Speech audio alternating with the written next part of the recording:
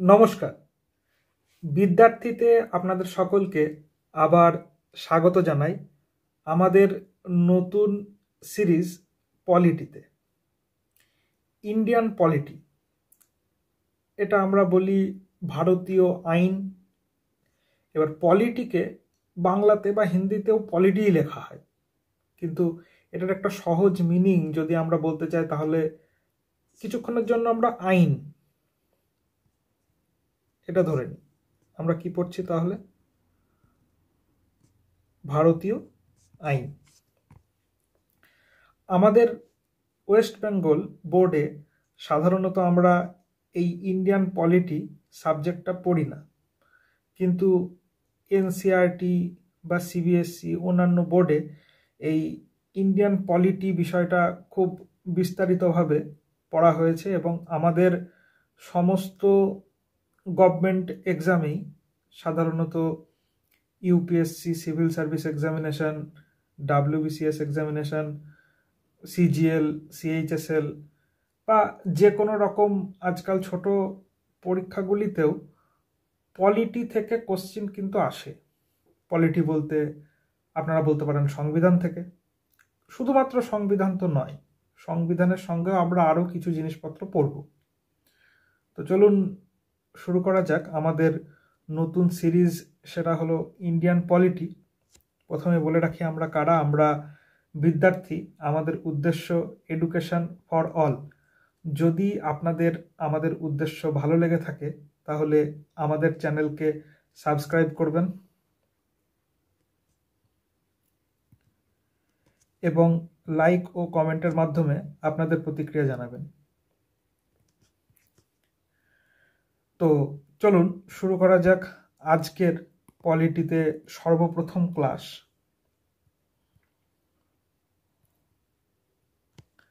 Syllabus discussion.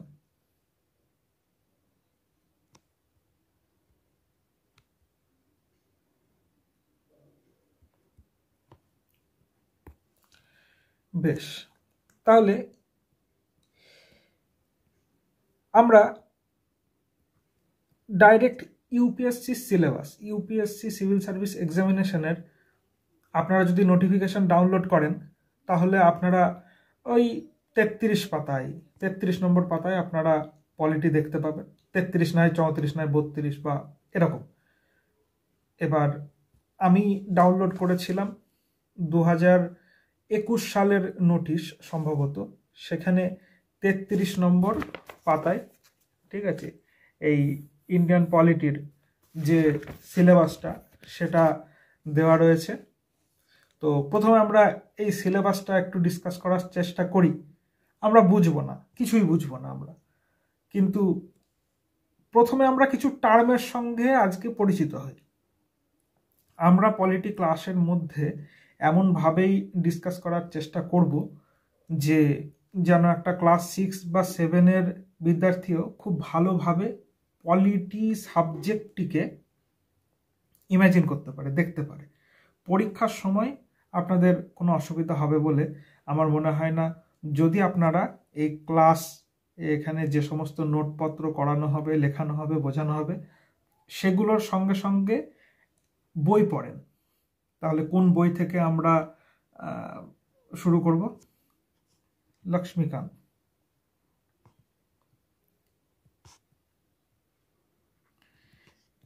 দেখবেন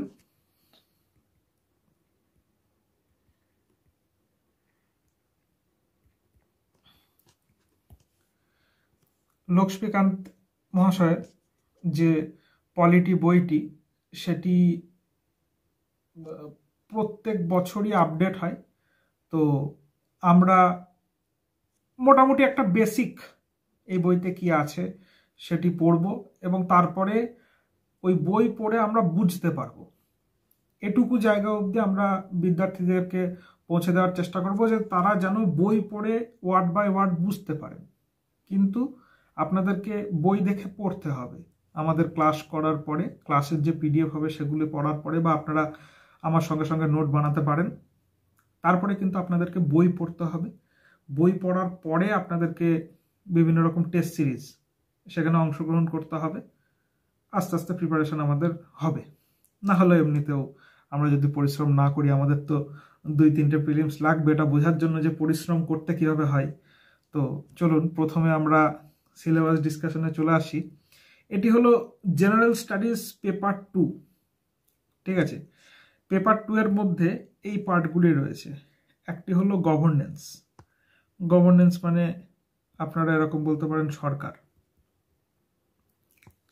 একটা মোটামুটি মিনিং। এখনো এই ওয়ার্ডগুলি কিন্তু আমাদের ইংরেজিতেই ফিল করতে হবে।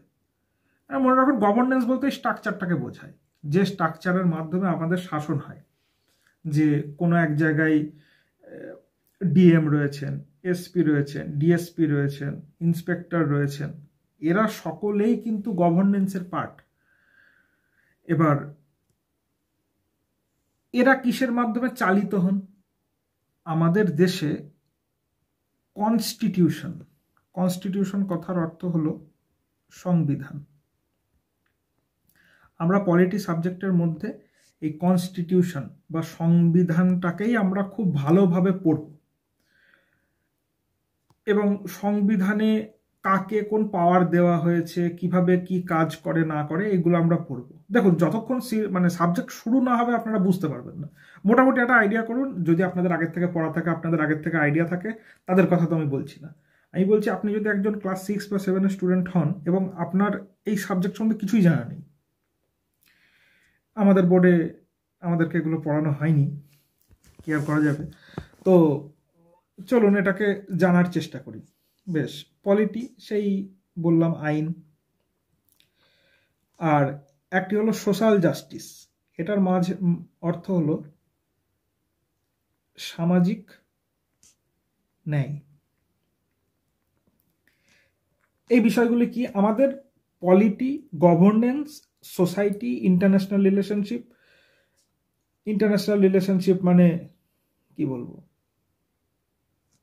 ইন্টারন্যাশনাল রিলেশনশিপ মানে পৃথিবীতে ভারত ছাড়াও তো আরও 195টি দেশ রয়েছে।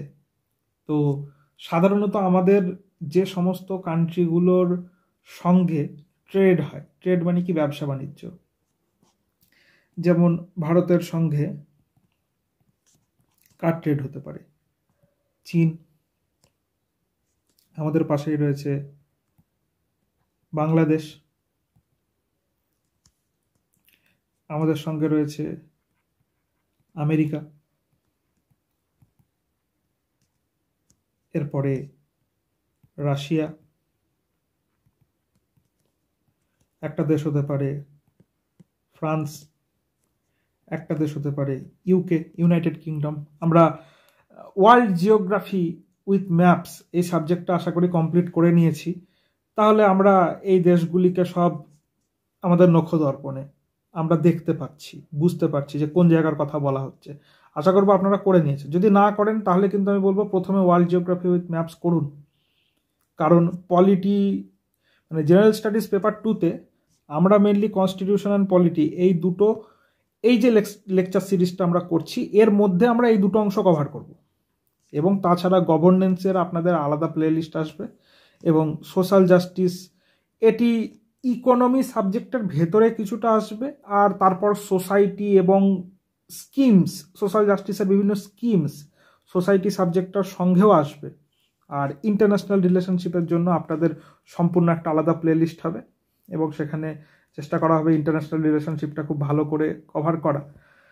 এই সাবজেক্টগুলি কভার করার পরে আপনারা পেপারে যখন পড়বেন ইন্টারন্যাশনাল রিলেশনশিপ, সোশ্যাল জাস্টিসের কোনো একটা স্কিম বা কনস্টিটিউশনে কোনো একটা অ্যামেন্ডমেন্ট হয়েছে, এগুলি আপনাদের খুব সহজ মনে হবে। এখন আপনারা পেপার পড়লে খুব ভালোভাবে এগুলি রপ্ত হয় না।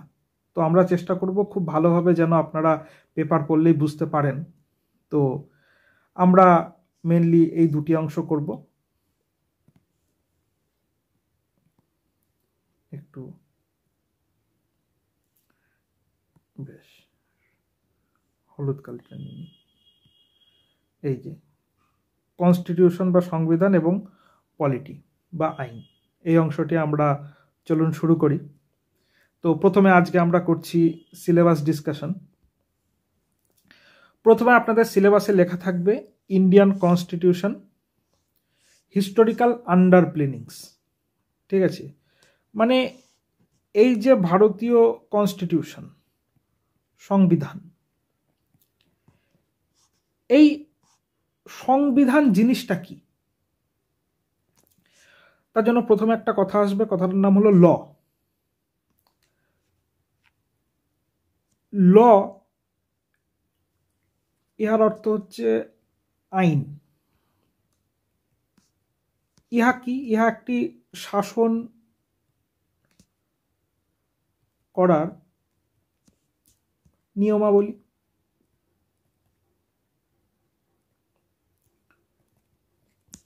আপনাদেরকে একটা বেসিক আইডিয়া দেওয়ার চেষ্টা করি।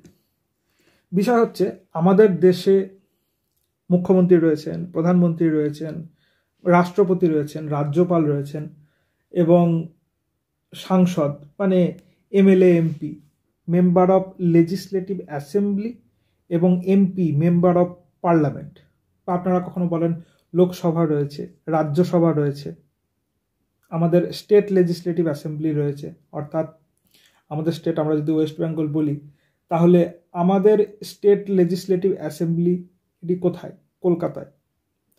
মানে কলকাতাতেই আমাদের মুখ্যমন্ত্রী মাননীয়া মমতা বন্দ্যোপাধ্যায় বসেন।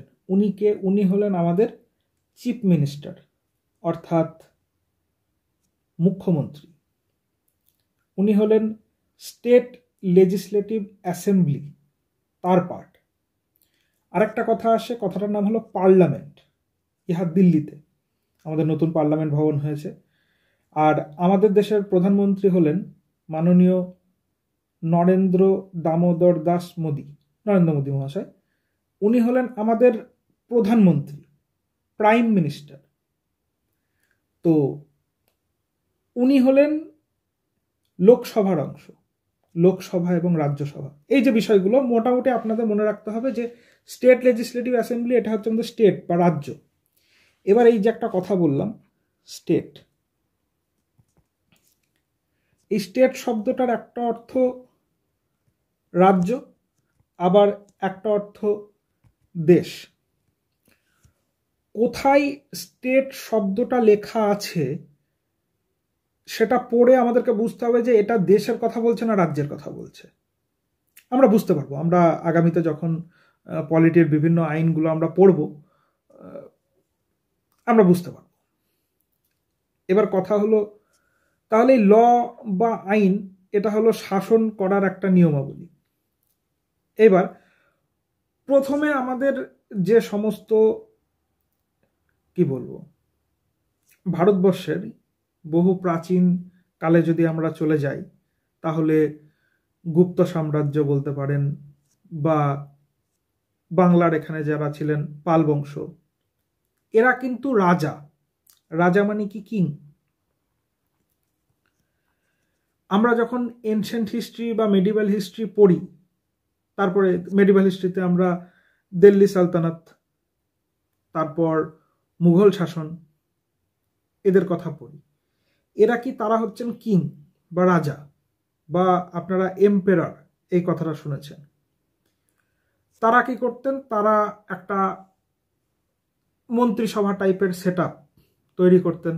যেমন গুপ্ত বংশের সময় বিক্রমাদিত্য তার রাজসভায় নবরত্নকে রেখেছিলেন, অমর সিংহ, কালিদাস, খপনক, ঘটোৎকচ, বড়রুচি, বরাহমিহির, বেতাল ভট্ট, শঙ্কু।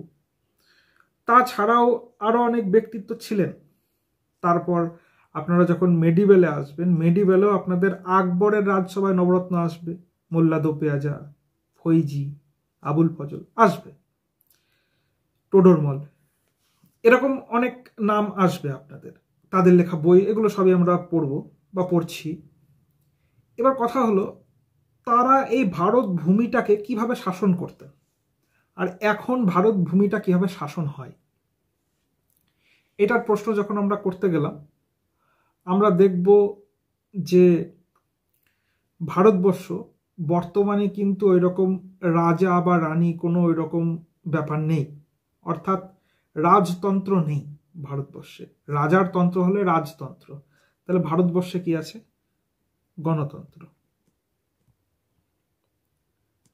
গণতন্ত্রের অর্থ হলো গণ মানে মানুষ, মানুষের দ্বারা তৈরি তন্ত্র। আচ্ছা, ডেমোক্রেসি, এই শব্দগুলো আমরা খুব ডিটেলে আবার আসবো। আপনাদেরকে প্রথম আমরা একটা ওভারভিউ দেওয়ার চেষ্টা করছি যে আমরা পড়ছিটা কি, তাই না? তো প্রথমে ধরুন আমরা পড়ছি আকবরের সময় দেশ কিভাবে চালিত হয়, আকবরের শাসন ব্যবস্থা। এবার আমরা বলছি যে 1947 সালের পরে ভারতবর্ষ দেশটা কিভাবে চলছে, অর্থাৎ ভারতবর্ষের শাসন ব্যবস্থা।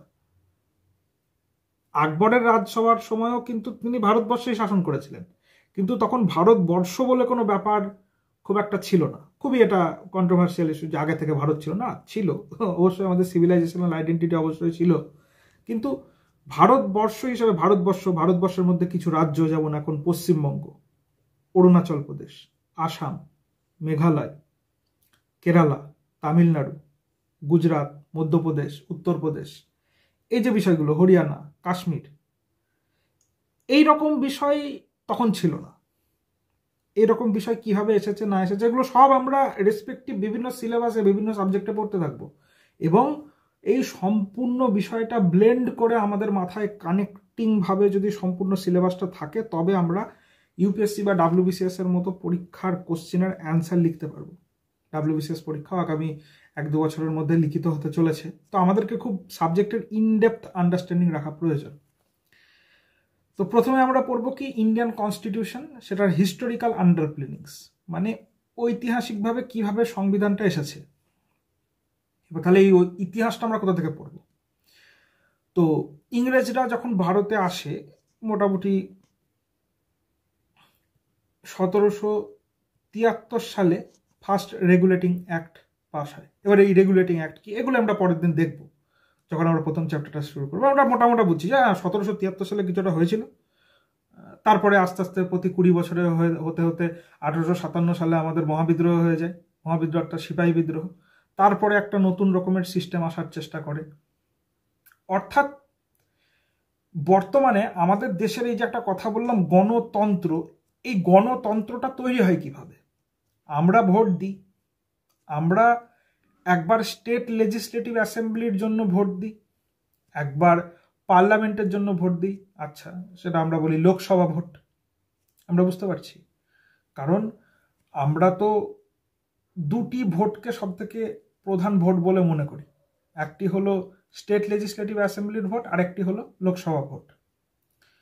তাছাড়াও কিন্তু মিউনিসিপ্যালিটি বা পঞ্চায়েতের ইলেকশনও হয়, তবে সেই মিউনিসিপ্যালিটি বা পঞ্চায়েতের ইলেকশনের থেকে লোকসভা বা স্টেট লেজিসলেটিভ অ্যাসেম্বলির যে ইলেকশনের প্রসেস এবং কিভাবে মন্ত্রিসভা তৈরি হয়, এইগুলি আমাদের ইম্পর্টেন্ট অনেক বেশি। তার মানে এই না যে আমরা পঞ্চায়েত মিউনিসিপ্যালিটি পড়বো না, অবশ্যই পড়বো, কিন্তু আমরা এগুলি খুব ডিটেলে পড়ব। আর এই যে সংবিধান, এটা কেন?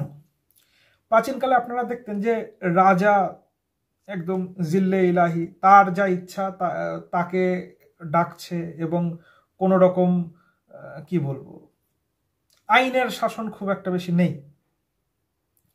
আলাদা আলাদা ব্যক্তিত্ব দোষ করলে আলাদা আলাদা রকমের সাজা।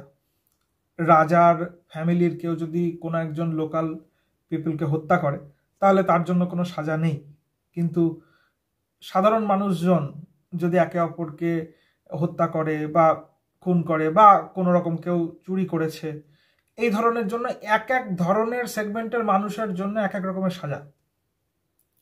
অর্থাৎ বলার চেষ্টা হচ্ছে যে রাজতন্ত্রে রাজা নিজেই কে দোষী এবং সেই দোষীর কি সাজা হবে এগুলি বিচার করতেন। কিন্তু বর্তমানে আমরা দেখি আমাদের কোর্ট সিস্টেম রয়েছে, কোনো একজন কোনো দোষী, সিভিল বা ক্রিমিনাল, এই বিষয়গুলি সিভিল বা ক্রিমিনাল কি এগুলি আমরা বুঝবো। তো কোনো কেস হলে সবার প্রথমে কি পুলিশ আটক করে নিয়ে যাবে, এফআইআর করবে, তারপর তাকে কোর্টে পেশ করবে, কোর্ট ডিসাইড করবে যে সেই ব্যক্তি আদতেও দোষী কি দোষী নয়, দোষী হলে তাকে কতটা সাজা দেওয়া প্রয়োজন সেটাও কোর্ট ডিসাইড করবে, এবং কোর্টের যে ডিসিশন সেটা মান্য হবে। এই যে সিস্টেমটা, যে কোর্ট আছে, আগে কিন্তু রাজা নিজেই বলে দিত যে একে নিয়ে এসে হাত কেটে দাও, একে নিয়ে এসো, একে এত টাকা পুরস্কার দিয়ে দাও, তাই না? কিন্তু বর্তমানে এই বিষয়টা কিন্তু কোর্টের হাতে রয়েছে, এবং কোর্টও ওইভাবে নিজের ইচ্ছা মতো করতে পারে না যে ওকে নিয়ে আসো এইভাবে এটা করে দাও, হয় না। কোর্টও কিন্তু একটা লিখিত কিছু একটা ফরম্যাট রয়েছে, সেটি দেখে তার মাধ্যমে যদি প্রমাণ হয় যে সেই ব্যক্তি দোষী, তাহলেই তাকে সাজা দিতে পারে। বলার অর্থ হলো কোর্ট একটা কিছু লিখিত দেখে, একটা কিছু রিটেন জিনিস কিছু একটা দেখে, দেখার পরে ডিসাইড করে, এবং সেই রকমভাবেই মানে কেউ একজন, আমি যদি কোনো একটি দোষ করি এবং আপনি যদি কোনো একটি দোষ করেন, আমার বা আপনার যে কোনো রকম ইকোনমিক ব্যাকগ্রাউন্ড হতে পারে, যে কোনো রকম পলিটিক্যাল ব্যাকগ্রাউন্ড হতে পারে, আমাদের কিন্তু সাজা একই হবে, প্রত্যেকে আইনের চোখে সমান। এই যে বিষয়টা, তাহলে আমরা বুঝতে পারলাম যে কিছু একটা লেখা থাকবে, তার মানে একটা কথা আমরা বলতে পারি, law should be written and clear. Law অর্থাৎ আইন, এটা লিখিত থাকতে হবে, যেটুকু লেখা থাকবে সেইটুকুই কিন্তু আইন, এটা আমাদের মনে রাখতে হবে। এবার কথা হলো, প্রথমে আমাদের ইন্ডিয়ান কনস্টিটিউশন জিনিসটা কিভাবে তৈরি হয়েছে। ইংরেজরা ভারতে আসার পরে ইংরেজরা আমাদেরকে যেভাবে শাসন করে, আপনারা বলবেন যে কিছু সামান্য 20-30 হাজার ইংরেজ সৈনিক এত কোটি কোটি ভারতীয়দের কিভাবে শাসন করলো? কারণ ইংরেজরা ভারতীয়দেরকে পলিটিক্যালি কি বলবো, কবজা করে রেখেছিল, গোলাম বানিয়ে রেখেছিল বা পরাধীন করে রেখেছিল। অর্থাৎ ইংরেজরা প্রচণ্ড বুদ্ধিমান ছিল। আমাদের যেভাবে আইন দেশের মধ্যে চলে, কোনো একটা, ইংরেজরা আসার আগেও তো বিভিন্ন জায়গায় বিভিন্ন রাজারা শাসন করতেন, যেমন কোথাও মারাঠা শাসন ছিল, কোথাও হায়দ্রাবাদের নিজাম ছিল, কোথাও উত্তরে শিখ এম্পায়ার ছিল মহারাজা রঞ্জিত সিংয়ের। আমরা দেখব এগুলো সবই মডার্ন হিস্ট্রিতে, বা হয়তো দেখেওছি। তাদের সময় তো দেশে বিভিন্ন জায়গায় বিভিন্ন আইন চলতো, যে চাষিকে তার যা চাষ হবে তার 1/5, 1/5 রাজাকে দিতে হবে অ্যাজ এ ট্যাক্স। এবার ইংরেজরা আসার পরে কি করলো, যে সেই ট্যাক্সটা অনেক বাড়িয়ে দিল। মানে বিষয়টা ওটাই যে সিস্টেমটা সারা ভারতে বিভিন্ন জায়গায় চলছিল, ইংরেজরা এসে ওই সিস্টেমটাকে ক্যাপচার করলো, দিয়ে নিজেরা কোনো একটা সিস্টেম তৈরি করলো। তো সেই জন্য ওরা ভারতবর্ষের যে কোনো জায়গায় যদি কোনো বিদ্রোহ হতো, তাহলে সেই সিস্টেমের মাধ্যমে খুব সহজে কোনো একটা আইন পাশ করে দিয়ে আমাদেরকে পদদলিত করত। তো আমরা এই বিষয়টা বুঝলাম যে আচ্ছা, আমাদেরকে অ্যাকচুয়ালি পলিটিক্যালি ভারতটাকে পরাধীন করে রাখা হয়েছে। এইবার আমরা কি করলাম, যে আমরা ওই পলিটিক্যাল সিস্টেমের মধ্যে আস্তে আস্তে ঢোকা শুরু করলাম। কিভাবে ঢোকা শুরু করলাম এগুলো আমরা হিস্ট্রিতেও পড়বো, এবং পলিটিতে হিস্টোরিক্যাল আন্ডারপিনিংসে আমরা এটাই পড়বো, যে আমরা এই পলিটিক্যাল সিস্টেমের মধ্যে ঢুকে আস্তে আস্তে আস্তে আস্তে আস্তে আস্তে ইংরেজদের থেকে ওই পলিটিক্যাল সিস্টেমটা ছিনিয়ে নিলাম। তারপরে তো শেষে আমাদের, ঠিক আছে, নেতাজি আসলেন এবং সমস্ত জায়গায় বিদ্রোহ শুরু হয়ে গেল, ইংরেজরা ভয় পালিয়ে গেল, ঠিক আছে। তারপর আস্তে আস্তে মানে এগুলো আমরা দেখব। হিস্ট্রি এবং পলিটিটা খুব প্যারালালি চলে। অর্থাৎ আমি বলতে পারি যে হিস্ট্রি যেখানে শেষ হলো 1947 সালের 15 আগস্ট ভারত স্বাধীন হয়ে গেল, তারপরে 1950 সালের 26শে জানুয়ারি কনস্টিটিউশন, গণতন্ত্র দিবস, রিপাবলিক ডে। তো এই রিপাবলিক কথাটার অর্থ কি আমরা সব দেখবো, এই পলিটির ভেতরে আমরা দেখব। তো মোটামুটি বোঝাতে পারলাম যে কোন সাবজেক্টটা আমরা পড়ছি, আশা করবো আপনারা বুঝতে পেরেছেন। তো ইন্ডিয়ান কনস্টিটিউশনের ইভলিউশন, অর্থাৎ কিভাবে কনস্টিটিউশনটা এলো, তার ফিচার্স কি কি।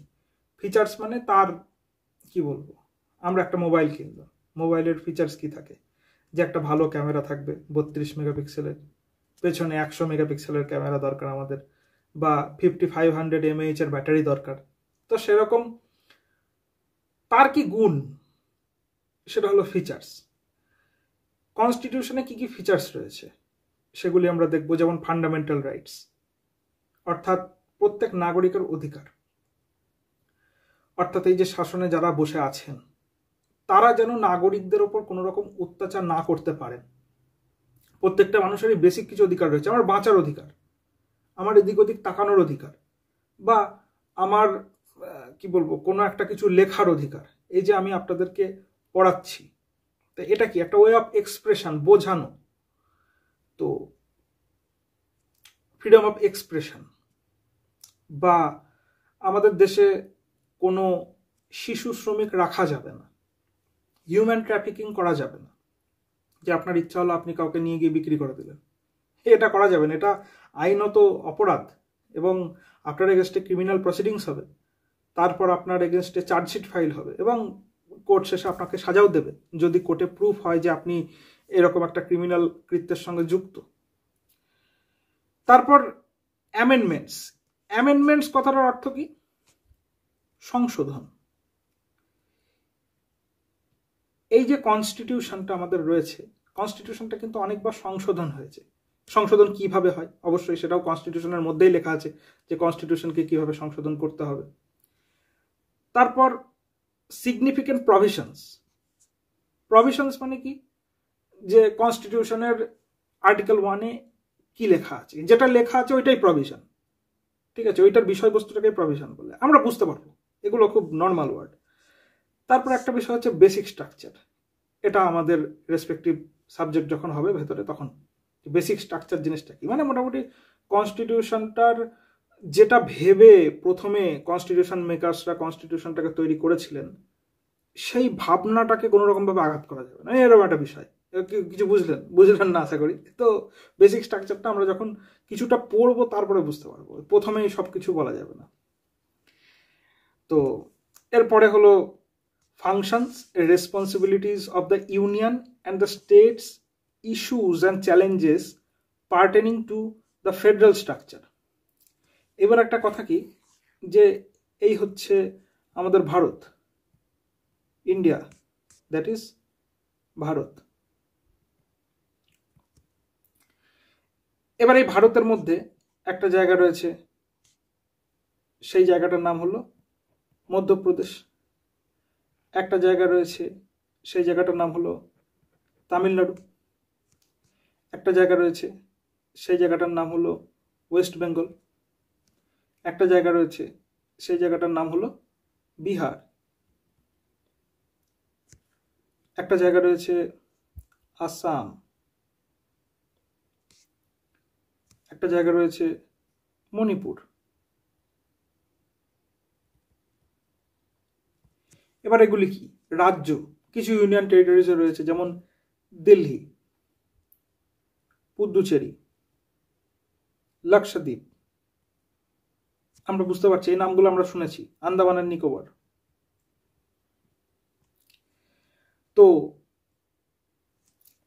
সম্পূর্ণ ভারত এটা হলো ইউনিয়ন। এবার ইউনিয়ন কত রকমের হয় আমরা সব পড়ব। মনে রাখবেন, পুরো ভারতটাকে ইউনিয়ন বলা হচ্ছে। পুরো ভারত বলে যে বিষয়টা আমরা দেখতে পাচ্ছি, এটা হচ্ছে ইউনিয়ন। আর এই যে এমপি, তামিলনাড়ু, ওয়েস্ট বেঙ্গল, বিহার, এইগুলো হচ্ছে এক একটা স্টেটস বা রাজ্য। তাহলে ইউনিয়নের দায়িত্ব কি? ইউনিয়ন কোন কোন বিষয়ে ল বানাতে পারে? পশ্চিমবঙ্গ নিজের চাইলেই কি চায়নার সঙ্গে কোনো একটা ডিপ্লোম্যাটিক মিশন খুলে ফেলতে পারে? অর্থাৎ যে কোনো একটা দেশ, নতুন একটা দেশ তৈরি হয়েছে বা কোনো একটা দেশের সঙ্গে আমাদের সম্পর্ক নেই, ধরে নিন একটা দেশের নাম বলি আমরা অ্যাঙ্গোলা। আপনাদের মনে পড়ছে? যদি আপনাদের মনে না পড়ে তার মানে কিন্তু আপনারা এখনো ওয়ার্ল্ড জিওগ্রাফি উইথ ম্যাপস সাবজেক্টটি পড়েননি। ওয়ার্ল্ড জিওগ্রাফি উইথ ম্যাপ সাবজেক্টটি পড়ুন, তাহলে আপনাদের একটা ওভারভিউ সারা পৃথিবীর সম্বন্ধে তৈরি হয়ে যাবে এবং আপনারা সব দেখতে পাবেন। না হলে আমার তো লাগে 2-3টে প্রিলিমস। যাই হোক, তো স্টেটস বা রাজ্য, এই বিষয়টা হলো ভারতবর্ষ, ভারত যে ইউনিয়নটা, তার মধ্যে ছোট ছোট ছোট ছোট অংশ যেগুলিকে শাসন করার পদ্ধতি রয়েছে। কারণ আমাদের পশ্চিমবঙ্গ রাজ্যটা ভারত রাষ্ট্রের অর্থাৎ ইউনিয়নের একটা অভিন্ন অংশ। এটা তো আমরা বুঝতে পারছি, পশ্চিমবঙ্গ ভারতের অংশ, দেশের মধ্যে একটা রাজ্য, এই যে বিষয়টা। তাহলে দেশ বলে যে বিষয়টা কাজ করে, সেটার শাসনও আমাদের উপরে চলে। দেশ বলে যে বিষয়টা রয়েছে সেইটার শাসন ব্যবস্থাকেও আমরাই কন্ট্রোল করি, আমরা জনগণ। আমরা বুঝতে পারছি লোকসভার ভোটে আমরা অংশগ্রহণ করি, আবার রাজ্য বলে যে অংশটা রয়েছে সেটার শাসনও কিন্তু আমরাই করি, জনগণ। আমরা স্টেট লেজিসলেটিভ অ্যাসেম্বলির ভোট করি, রাজ্যের ভোট করি, ভোটে অংশগ্রহণ করি, তারপর আমরা রেসপেক্টিভ পার্টিকে ভোট দিই। বর্তমানে পশ্চিমবঙ্গে তৃণমূল কংগ্রেস যে দলটি সেটি ক্ষমতায় রয়েছে, তার কারণ কি? বিভিন্ন দল ভোটে অংশগ্রহণ করেছে, সিপিআইএম, টিএমসি, বিজেপি, কংগ্রেস। এবার তার মধ্যে যে দল বেশি ভোট পায় এবং বেশি সিট পায়, এর বেশি ভোট কি বেশি সিট কি, এই বিষয়গুলো আমরা সব রেসপেক্টিভ সাবজেক্টের মধ্যে একদম ডিটেলে গিয়ে আমরা পড়ব খুব ভালোভাবে। তো বর্তমানে যেমনি একটি দল ক্ষমতায় রয়েছে পশ্চিমবঙ্গে, তেমনি ভারতবর্ষের মধ্যেও বিভিন্ন দল, যেমন ইন্ডিয়ান ন্যাশনাল কংগ্রেস বা বিজেপি, ভারতীয় জনতা পার্টি, বা CPIM, Communist Party of India, এমটা ব্র্যাকেটে থাকে ওটা মার্কসিস্ট, বা অন্যান্য দল। এবার এই যে মার্কস বলে ব্যক্তি, ইনি কে? এই বিষয়টাও আমরা ইকোনমির মধ্যেও কিছুটা পড়বো, আমরা ইন্টারন্যাশনাল রিলেশনশিপেও পড়বো, আমরা ওয়ার্ল্ড হিস্ট্রিতেও কিছুটা পড়বো, আমরা পলিটির মধ্যেও কিছুটা দেখব। কারণ এই যে শাসন ব্যবস্থাটা, এটা আসার কারণ হলো বহুদিনের সংঘর্ষ, এবং কিভাবে সংঘর্ষের মাধ্যমে এই শাসন ব্যবস্থাটা মানুষের হাতে এসেছে। প্রথমে তো রাজার শাসন ছিল, সেটা আমরা ওয়ার্ল্ড হিস্ট্রিতে খুব ডিটেলে পড়ি। বললাম না, পুরো সাবজেক্টগুলো কানেক্টেড। তাহলে আমরা আজকের যে স্ট্রাকচারে এসেছি, একটি ভারত দেশ অর্থাৎ ইউনিয়নের মধ্যে অনেকগুলি রাজ্য, এই সিস্টেমটা হলো একটা ফেডারেল স্ট্রাকচার। বুঝতে পারলাম। এবার ফেডারেল স্ট্রাকচার কি, এটাও আমরা পড়বো সাবজেক্টের মধ্যে। কামিং টুগেদার ফেডারেলিজম কি, ঠিক আছে, আমরা আস্তে আস্তে দেখব। তো functions and responsibilities of union and the states, issues and challenges pretending to the federal structure, devolution of powers and finances up to local level and challenges therein। এবার এখানে কি বলার চেষ্টা করেছে, যে ফাংশনস অ্যান্ড রেসপন্সিবিলিটিস, ফাংশন মানে কি কাজ, রেসপন্সিবিলিটি মানে কি কর্তব্য, স্টেটের কর্তব্য কি, সেন্টারের কর্তব্য কি, বা ইউনিয়নের কর্তব্য কি। তারপর issues and challenges pretending to the federal structure. এবার এই ফেডারেল স্ট্রাকচারে কি কি সমস্যা হতে পারে, যে সেন্ট্রাল গভর্নমেন্ট, ঠিক আছে, গভর্নরকে নিযুক্ত করেন, এবং রাজ্য সরকারগুলির সঙ্গে গভর্নরের টাসেল চলতে থাকে পাওয়ার নিয়ে, যে রাজ্য সরকার কখনো বলে যে এই বিষয়টা করা প্রয়োজন, এবং গভর্নর কখনো সেই বিষয়টিকে করতে বাধা দেন। এবার তখন কথা আসে যে রাজ্য সরকারে যে সমস্ত ব্যক্তিত্ব রয়েছেন তারা তো পিপলস রিপ্রেজেন্টেটিভ, আর কিন্তু গভর্নর কিন্তু ডাইরেক্ট পিপলস রিপ্রেজেন্টেটিভ না, সেন্টারের মাধ্যমে গভর্নর নিযুক্ত হন। আপনারা কিছু বুঝতে পারলেন এই আগের কথাগুলোর মধ্যে? যদি না বুঝতে পারেন কোনো ব্যাপার না, মোটামুটি একটু একটু বলার চেষ্টা করছি, কারণ এইগুলি আমরা পড়ব। যে তার মানে কি, গভর্নরের সঙ্গে স্টেট লেজিসলেটিভ অ্যাসেম্বলির একটু টাসেল চলতে থাকে। তো তারপরে হলো separation of powers between various organs, dispute redressal mechanism and institutions. অর্থাৎ কি, সেপারেশন অফ পাওয়ার। আপনারা একটা জিনিস পড়বেন, স্টেট লিস্ট, ইউনিয়ন লিস্ট, একটা হলো কনকারেন্ট লিস্ট।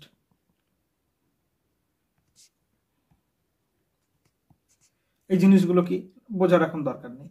এটা মানে কোনো এই লিস্ট কথাটা লেখা আছে, লিস্ট মানে কি, একটা জায়গায় 1 2 3 4 5 6 করে কিছু লেখা আছে।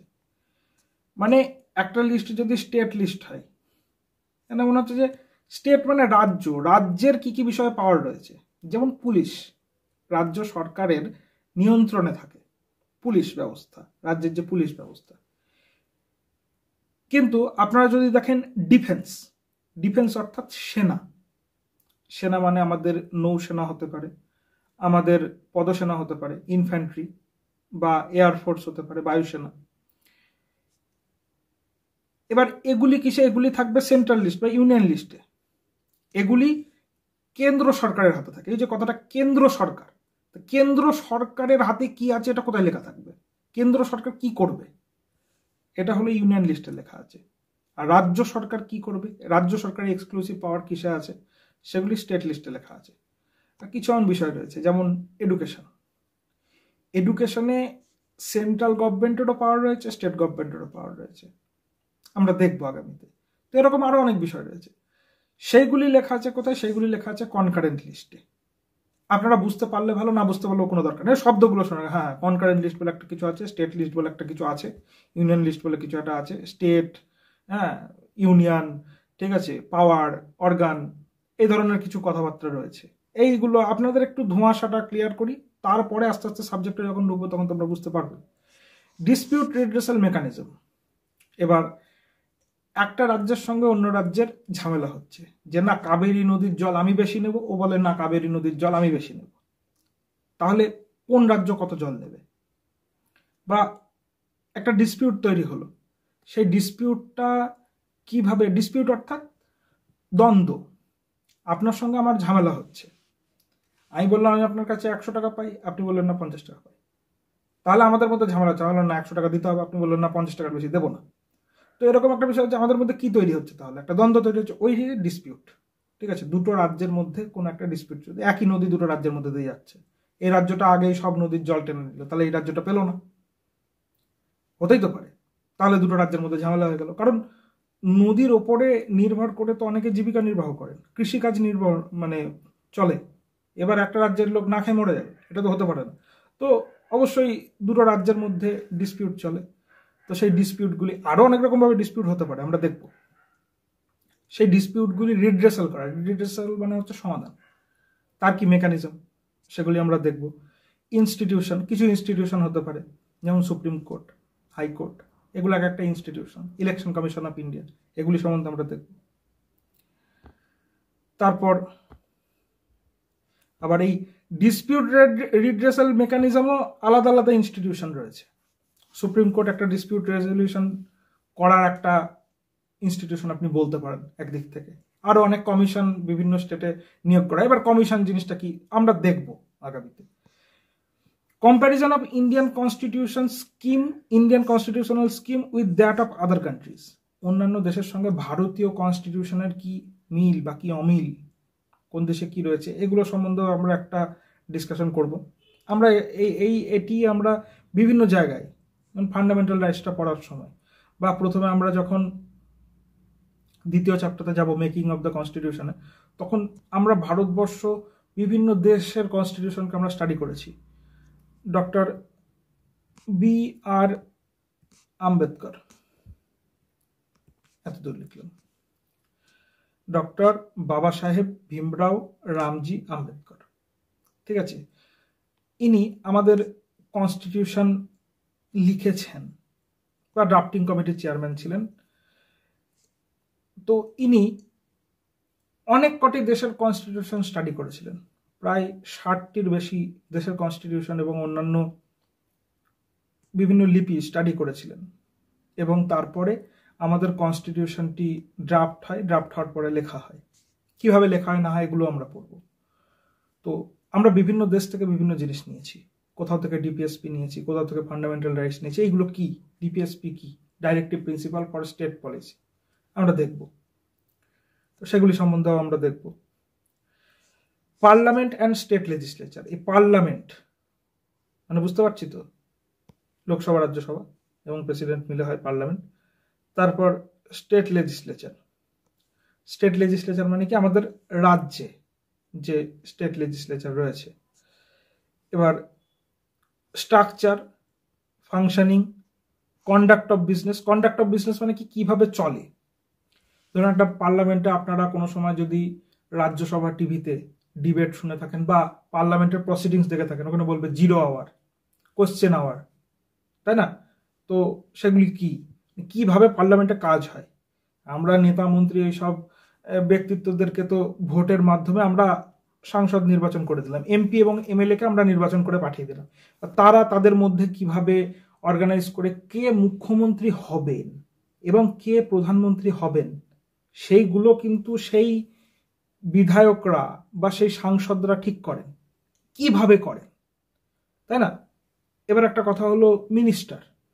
মিনিস্টার জিনিসটা কি, মন্ত্রী কি, মন্ত্রী বিষয়টা কি, ডিপার্টমেন্ট বিষয়টা কি, তাই না? অর্থমন্ত্রী বলে দিচ্ছেন, একদম ফাইন্যান্স মিনিস্টার বলছেন একজনকে। আমাদের ভারতের ফাইন্যান্স মিনিস্টার এখন বর্তমানে নির্মলা সীতারমন মহাশয়। তো উনি কি করেন? ফাইন্যান্স মিনিস্টার বলতে অর্থমন্ত্রকের মন্ত্রী, তাহলে এই মন্ত্রী বিষয়টা কি, তাই না? তো সেগুলি আমরা দেখব, structure, functioning, conduct of business, powers and privileges. তাহলে একজন রাজ্যসভার সাংসদের বা লোকসভার সাংসদের বা মন্ত্রীর বা প্রধানমন্ত্রীর বা প্রেসিডেন্ট মানে রাষ্ট্রপতির বা হতে পারে সুপ্রিম কোর্টের চিফ জাস্টিস, তার কি কি পাওয়ার রয়েছে এবং কি কি প্রিভিলেজ রয়েছে, কত টাকা মাইনে পান, কতদিন ছুটি, এগুলো সবই লেখা আছে কনস্টিটিউশনের মধ্যে। তারপর issues arising out of this, মানে কি যে অনেক ইস্যু কথার অর্থ হলো কি বলবো, ঝামেলা।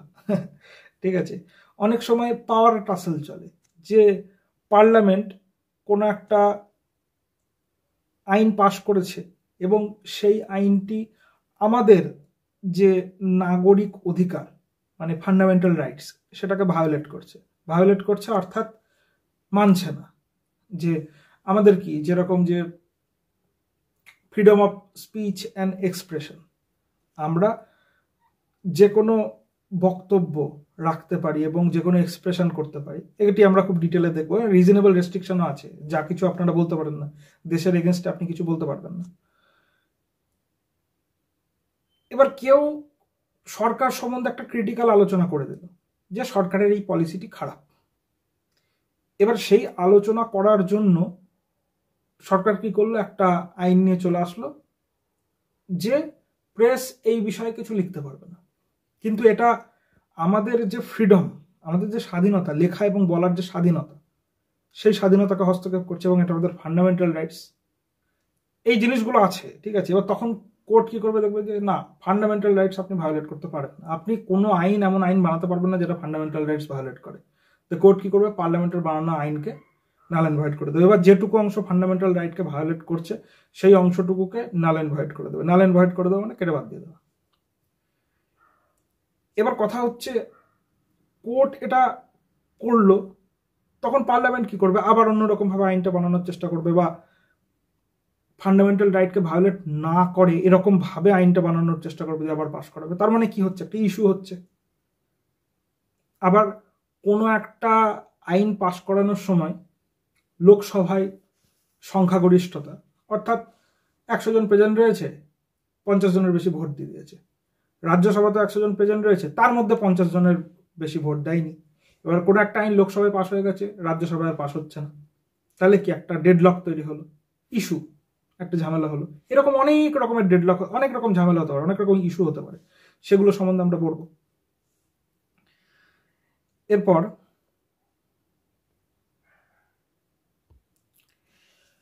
Structure, organisation and functioning of the executive and judiciary. Executive কি, অফিসার গোষ্ঠী। জুডিশিয়ারি কি, বলতে পারেন কোর্টের যে বিচারক তাদের গোষ্ঠী। ঠিক আছে, আর লেজিসলেটিভ কি, মন্ত্রীদের গোষ্ঠী। মোটামুটি এরকম ভেবে রাখুন, কারণ মন্ত্রীদেরও এক্সিকিউটিভ ফাংশন রয়েছে, প্রাইম মিনিস্টারের এক্সিকিউটিভ ফাংশন রয়েছে। এগুলো আমরা যখন সাবজেক্টটা পুরো পড়বো, এই যে এক্সিকিউটিভ, জুডিশিয়ারি আর লেজিসলেটিভ, এই কথা তিনটি আমাদের বুঝতে পলিটি মোটামুটি 15-20টা লেকচার আমাদের করার পরে একটু একটু করে আমাদের মাথা থেকে ক্লিয়ার হবে। Ministries and departments of the government, বিভিন্ন মিনিস্ট্রি এবং বিভিন্ন department. Pressure groups and formal and informal association and their role in the polity. Pressure groups একটা হতে পারে ট্রেড ইউনিয়ন, যে কোন একটা ট্রেড ইউনিয়ন রয়েছে, সরকার একটা আইন পাস করেছে যে যে কোনো সময় 1 মাসের নোটিশ না দিয়েও কোনো একজনকে চাকরি থেকে বের করে দেওয়া সম্ভব। এবার তাহলে কি হলো, আমরা তো কোনো একটা ফ্যাক্টরিতে কর্মী হিসাবে কাজ করি, তো সেই সময় আমাদেরকে না বলেই ফ্যাক্টরির মালিক এসে বললেন যে যাও, তোমাদের সবার আজকের থেকে ছুটি। এবার তাতে কি আমি তাহলে পরের দিনকে কাজ কিভাবে খুঁজবো, কোথায় কাজ পাবো, তাই না? তাহলে কি আমাকে একটা মোটামুটি 2 মাস 4 মাসের একটা সময় দেওয়া উচিত, যে দেখো 3 মাস তুমি কাজ করো, তারপরে বাবা আমি তোমায় কাজ দিতে পারবো না, তুমি কাজ খুঁজে নাও। তাহলেও একটা মানুষের সঙ্গে ভালো ব্যবহার হচ্ছে যে আপনি আপনার কাজ খুঁজে নিন, তারপরে আপনি এখান থেকে ছাড়ুন। রাতারাতি আপনাদেরকে যদি তাড়িয়ে দেওয়া হয় তাহলে আপনার ইএমআই আটকে গেল, আপনার কারেন্টের বিল আটকে গেল, আপনার ফ্যামিলি পথে বসবে, এরকম একটা অবস্থায় চলে আসলো। বা কেউ হয়তো হোম লোন নিয়ে বাড়ি করেছে, তো তার কাজ যদি চলে যায়, সে তো আর কোনো রকমভাবেই সেটা পে করতে পারবে না, তাই না? তাহলে ট্রেড ইউনিয়ন তখন অ্যাক্টিভ হবে যে না না না না, আপনি যে আইন তৈরি করেছেন সেই আইনে যে সমস্ত কর্মীরা রয়েছেন তাদের অধিকার বিঘ্নিত হচ্ছে, এটা হতে দেওয়া চলবে না, আপনাকে আপনার আইন ফেরত নিতে হবে বা আইন চেঞ্জ করুন। ঠিক আছে, তখন ট্রেড ইউনিয়ন রাস্তায় নামবে, সমস্ত কর্মীরা তাদের সঙ্গে নামবে এবং বলবে যে আমাদের অধিকার চাই, যে আমাদেরকে কেন এইভাবে আইন পাশ করা হয়েছে যেখানে আমাদের অধিকার ক্ষুণ্ণ হয়েছে। তখন সরকার বলবে আচ্ছা আচ্ছা এটা তো আমাদের ভুল হয়েছে। তাহলে সরকার তখন সেই গ্রুপের প্রেসারে, এটা কিন্তু দেখো ট্রেড ইউনিয়ন কিন্তু কোনো কি বলবো কনস্টিটিউশনাল পজিশন না, এটা একটা গ্রুপ, যে গ্রুপটা প্রেসার গ্রুপের মতো আচরণ করছে। প্রেসার গ্রুপ মানে সবসময় খারাপ এটা নয়, ভালো হতে পারে। ঠিক আছে, মানে প্রেসার গ্রুপ কথাটা অ্যাকচুয়ালি আমরা সাধারণত লোকালে শুনে থাকি, প্রেসার গ্রুপ কথাটার মধ্যে একটা নেগেটিভ ভাইবস আছে, সেরকম ঠিক না। তো বিভিন্ন রকম প্রেসার গ্রুপ এবং তাদের ফর্মাল এবং ইনফর্মাল অ্যাসোসিয়েশন, এগুলো আমরা একটু দেখব। Salient features of the representation of people's act, এই রিপ্রেজেন্টেশন অফ পিপলস অ্যাক্ট এটার বিভিন্ন ফিচার্সগুলো আমরা দেখব। ঠিক আছে, এই অ্যাক্টটা আমরা পড়বো ভালোভাবে। Application to various constitutional posts, powers, functions and responsibilities of various constitutional bodies. এবং সংবিধানে যে সমস্ত বডিগুলো রয়েছে, যেমন ইলেকশন কমিশন অফ ইন্ডিয়া, এটা হলো একটা কনস্টিটিউশনাল বডি, কারণ কনস্টিটিউশনে ইহার পাওয়ার মেনশন করা আছে, ইহাকে কিভাবে গঠন করতে হবে তাহা মেনশন করা আছে, ইহার যে প্রধান ইলেকশন কমিশন অফ ইন্ডিয়ার যে হেড তার কি পাওয়ার, তাই না, সেগুলো সম্বন্ধেও লেখা আছে। Election commissioner, chief election commissioner যিনি, তার পাওয়ার সম্বন্ধে লেখা আছে। তো এগুলি আমরা পড়বো খুব ভালোভাবে, তাদের পাওয়ার কি, তাদের ফাংশন কি, তাদের রেসপন্সিবিলিটি কি। আরও বিভিন্ন কনস্টিটিউশনাল বডি রয়েছে, যেমন একটা অ্যাটর্নি জেনারেল অফ ইন্ডিয়া, আমরা পড়বো, আমরা দেখবো, আরও অনেক রয়েছে। Statutory, regulatory and various quasi judicial bodies. এবার এই জুডিশিয়ালি বুঝলাম না, কোয়াসি জুডিশিয়াল কীভাবে বুঝবো? আমরা এখন জাস্ট সিলেবাসটা দেখছি, আমরা শেষ দিন আবার এই সিলেবাসে আসবো।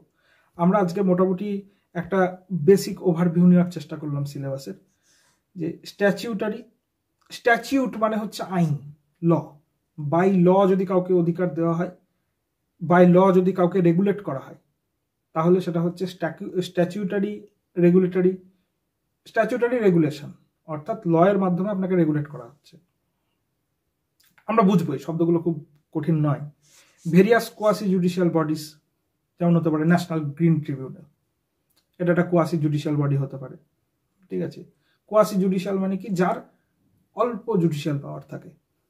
জুডিশিয়াল মানে কি, যে বিচার করার পাওয়ার, যেমন ডিস্ট্রিক্ট ম্যাজিস্ট্রেট বা ডিস্ট্রিক্ট কালেক্টর, আপনি যা বলবেন,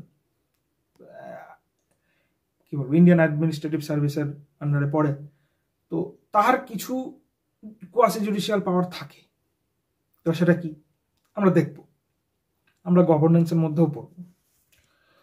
তো আজকে প্রথম দিন আমাদের সিলেবাস ডিসকাশন হলো আমাদের ইন্ডিয়ান পলিটি সাবজেক্টটাই, এবং আপনারা জানাবেন আপনাদের এই সিলেবাস ডিসকাশন কীরকম লাগলো। আশা করি আপনারা খুব একটা বেশি কিছু বুঝতে পারেননি, কিন্তু আমরা চেষ্টা করব আগামীতে প্রত্যেক দিন অল্প অল্প অল্প অল্প করে পড়ে এই কনস্টিটিউশন বিষয়টাকে, পলিটি বিষয়টাকে খুব ভালোভাবে রপ্ত করা।